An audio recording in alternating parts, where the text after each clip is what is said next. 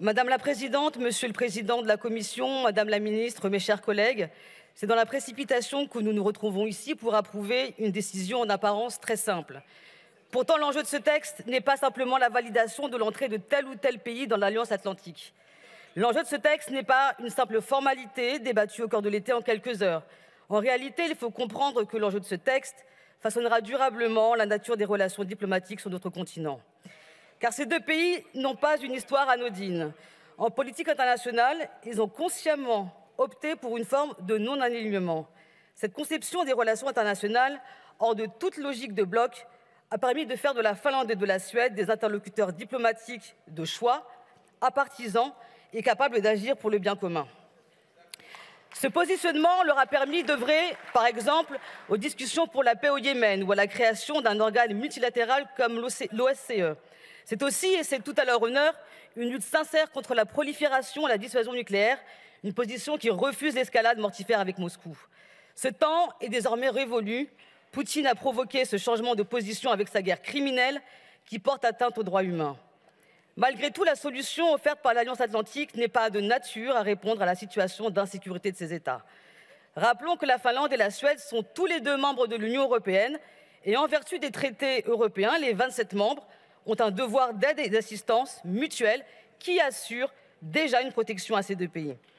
C'est avoir bien peu de confiance dans l'Europe tant vantée par le président Macron que d'estimer que ce n'est pas une garantie suffisante. Par ailleurs, les deux pays sont déjà des partenaires de l'OTAN depuis 28 ans et participent régulièrement à des entraînements militaires conjoints.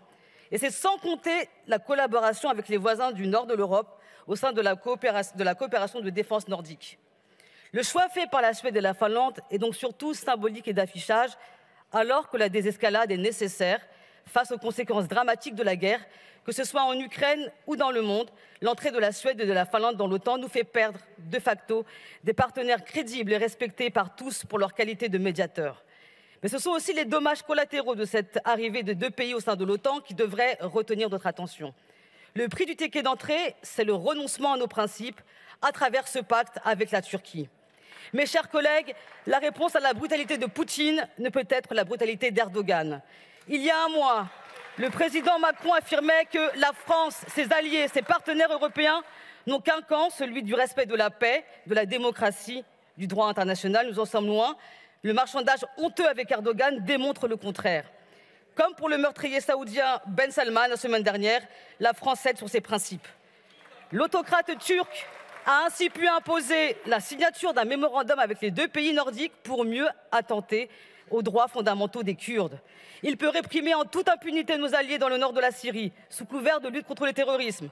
Il va étendre la persécution des journalistes, militants, exilés kurdes en Europe, puisque la Suède et la Finlande vont étudier l'extradition d'une 50aine de personnes. La question des embargos est plus discrète, mais tout aussi grave. Alors qu'une centaine de parlementaires français de tous bords politiques réclament la fermeture de l'espace aérien au-dessus de la Syrie, le régime turc s'assure d'un meilleur approvisionnement en armes auprès des pays européens. En effet, depuis 2019, 3 pays pratiquaient un embargo sur la vente d'armes vers la Turquie: Royaume-Uni, Suède et Finlande. En 2 mois, ces 3 pays l'ont levé. Pourtant, le contexte qui avait motivé cette décision il y a 3 ans n'a pourtant pas tellement changé. La ministre des Affaires étrangères suédoise Ann Linde, déjà en place à l'époque, a effectué un virage à 180 degrés. L'armée serait donc plus importante que les principes les plus fondamentaux, ce qui constitue supposément l'ADN des démocraties européennes. Ainsi, nous privilégions toujours les modalités les plus utiles pour la paix et pour notre indépendance, plutôt que la mise en place de rapports de force qui ne garantissent pas notre sécurité collective. C'est la raison pour laquelle notre groupe votera contre ce texte.